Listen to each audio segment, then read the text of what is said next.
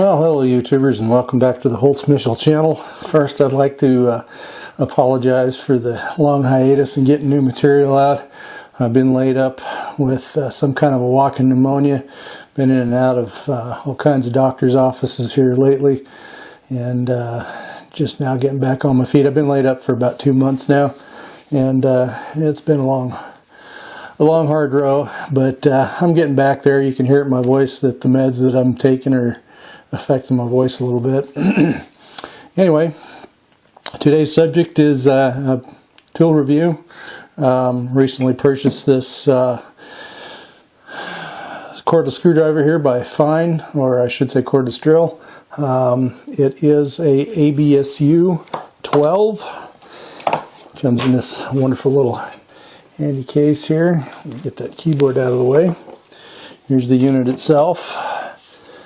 It's actually a little smaller than what I anticipated, to be quite honest with you. I figured that it would be a little bulkier. The DeWalt 9.6 volt that I used to have was slightly larger and slightly heavier. The battery pack was also larger, and had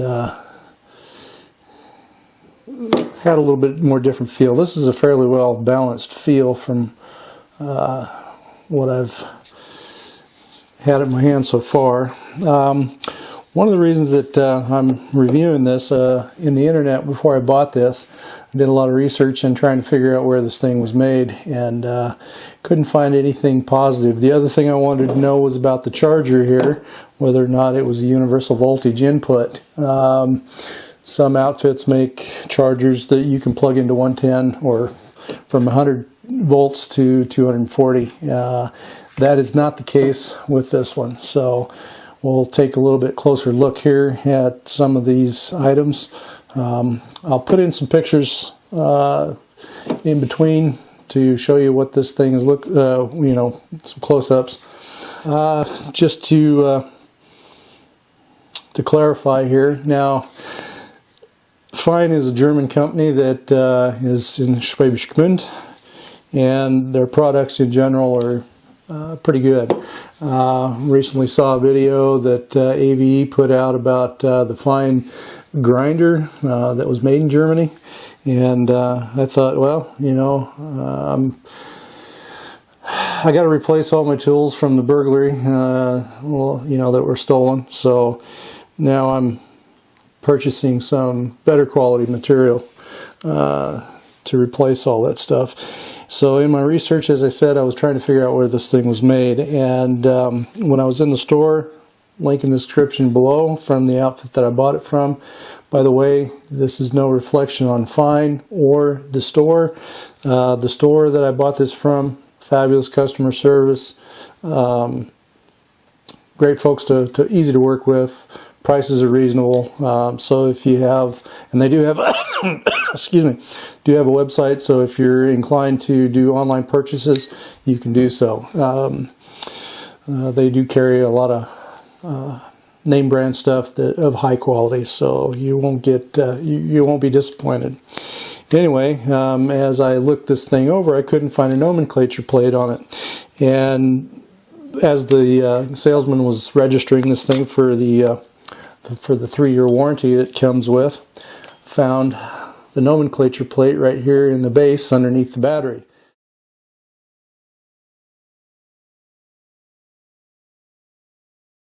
Picked it up. Of course, I was already committed to the sale, so I didn't really want to look like an asshole and back out of it right then and there. But this unit is made in the People's Republic of China. So Fein is going to get a little nasty gram from me on that. I'm not real happy with the idea that they've moved some of their production offshore. Same thing with the charger. It's made in the Republic of China as well, and the batteries come from Korea. Now, another thing that I have to lament about this is the extra battery pack that came with it will not accept a charge. I've already contacted the store, and it's going back tomorrow. So I'm not real happy with that either. Another thing I have to lament is the finish of the case. Now granted, I bought this thing on sale. You can't really expect you know, a Mercedes on a Peugeot budget, but you know, this is a company with a world reputation for good tools, and so I'm not real, shall we say, elated with the the little surprises that have came up since I've bought this. The other thing I have to lament about this is in the description it says it's a brushless motor, and as I hit the trigger you can see sparks back here, which means there's brushes in there. It's not a brushless motor. I do like the little light here that comes on. That's a pretty good feature that lights up underneath the work, or onto the work as you're positioning the drill.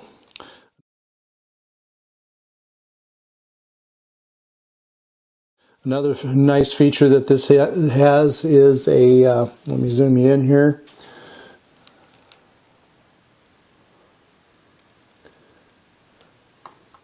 Now this has a battery charge indicator on it. Now this battery did take a charge, so you can see they do work actually. It's not just phony baloney bullshit. This is the bad pack, and it indicates, you know, level 1, or 1 bar, and the good pack has 4. So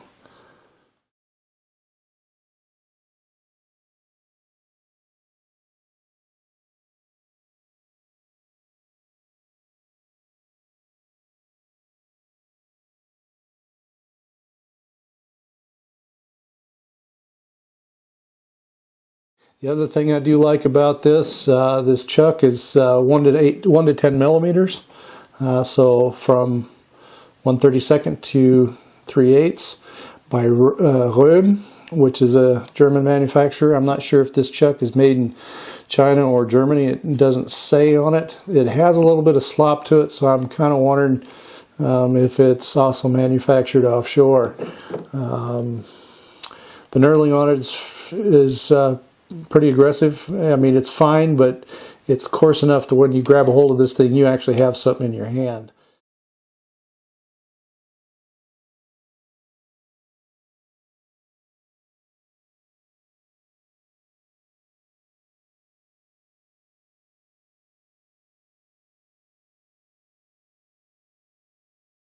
And of course, you have your speed selector up here between high and low range.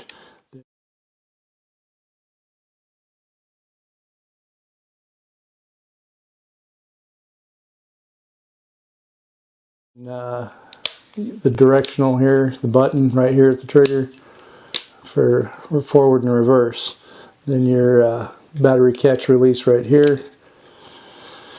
And let's see what else. Oh yes, the torque ring, where you can go from drill to various torque settings on the ring, up to 17. I'm not sure what that means as far as you know, actual Newton meters or foot pounds. So the other thing that is pretty handy about this is the battery. Let me zoom back in here. The contacts on the battery are fairly well protected. They're not open and exposed to where you could actually short something on them. They're recessed back in here. I'll get a picture of this.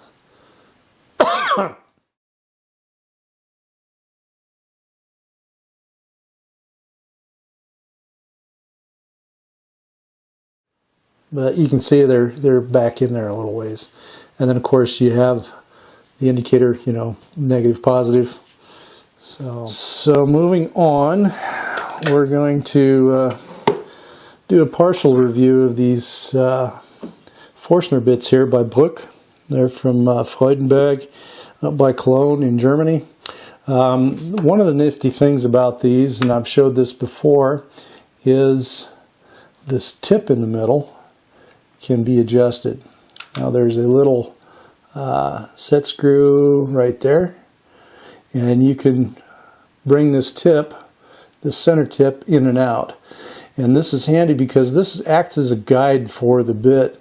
Some of you got the cheaper bits where when you drill into a piece of wood, you're going to see lines and chatter on the edges, or inside the cylinder that you're drilling out.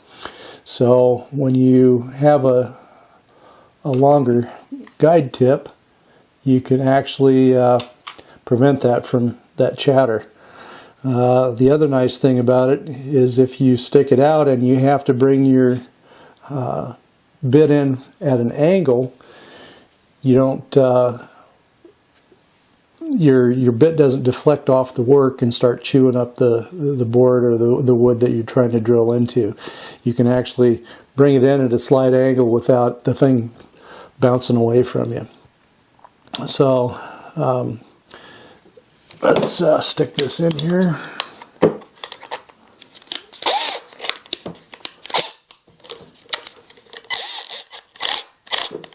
Okay, that's the torque. So we're going to set it on drill, and now we're going to take it outside and see what she does. So here we have a piece of hardwood. This looks like a piece of plum or maybe a sloe or something like that, but it's a piece of hardwood at any rate. It's the hardest thing I could find. Got the tip out here, so now we're going to just go ahead and drill into it and see how this thing performs.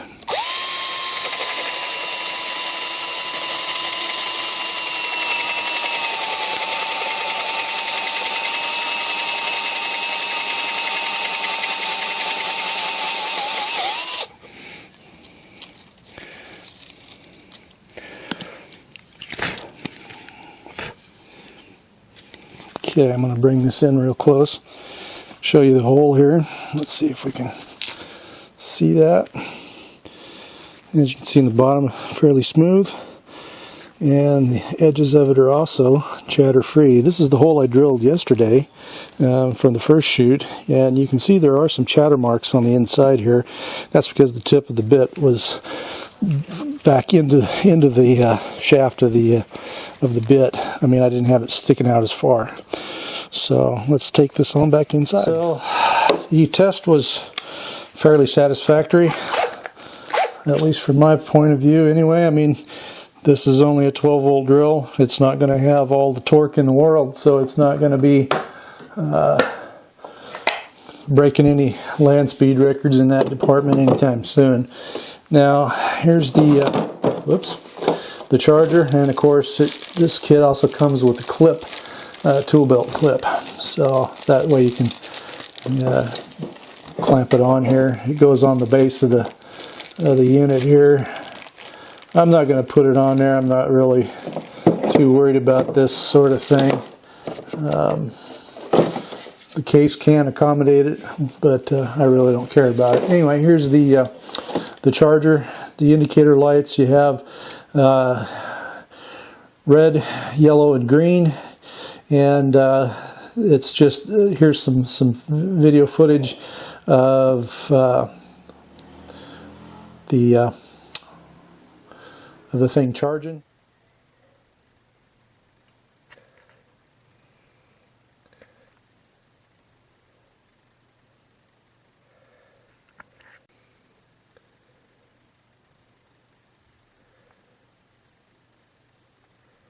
Now, part of it had it on blinking in red, and when it's at the ready, it's on yellow. So as soon as you stick a battery on it, it'll indicate charging, or whatever the condition of the battery is.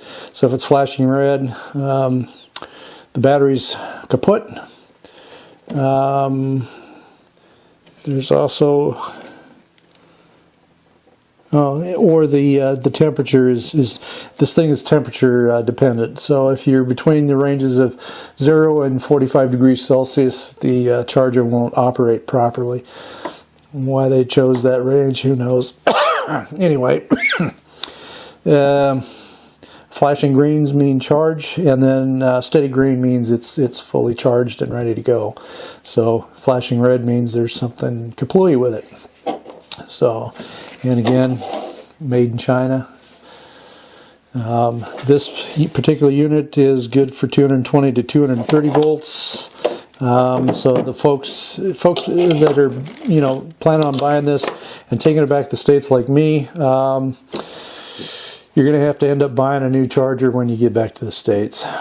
So, well, YouTubers, I hope that give you an insight, or at least a better view of the ABSU12 from Fein. If I had to buy this unit again, I would probably not select it based on the fact that it was made in China. The store that I was in had one from DeWalt that was made in Czech Republic or Slovakia or someplace over there in Eastern Europe. I would have sooner bought that. It was slightly more money, but it was also an 18-volt unit. The 12-volt I figured would do me just fine for what I'm going to be doing with it, but you know, live and learn. We shall see how long-lived this unit's going to be. Will I recommend this unit? At the present time, I'm going to refrain from any recommendations. I want to see how this thing holds up to the rigors of everyday shop use. Unfortunately, that won't be for a while. So we shall see, you know, when I get back stateside and how this thing's going to perform. If it's anything like the DeWalt 9.6 volt that I used to have, it should do all right. So I'm not too worried about that.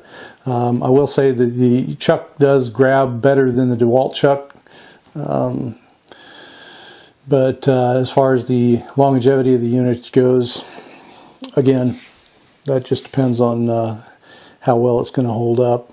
I'm not saying the Chinese stuff is bad. It's just my experience with Chinese made tooling and tools hasn't been exactly positive. So I will reserve any negative comments for later. So anyway, for those of you contemplating buying one of these, I hope this helps you out a little bit in that regard. If you have any thoughts or experiences with this so far, if you have this particular unit, I should say, and have experience with it, by all means, leave your experiences in the comment section below. I like to think my channel as a learning experience for everybody. So by sharing your experiences and your thoughts in the comment section, it allows us all to gain a better perspective of the stuff that we take a look at here in this channel. So leave your comments and thoughts in the comment section below, and we'll see you on the next go round.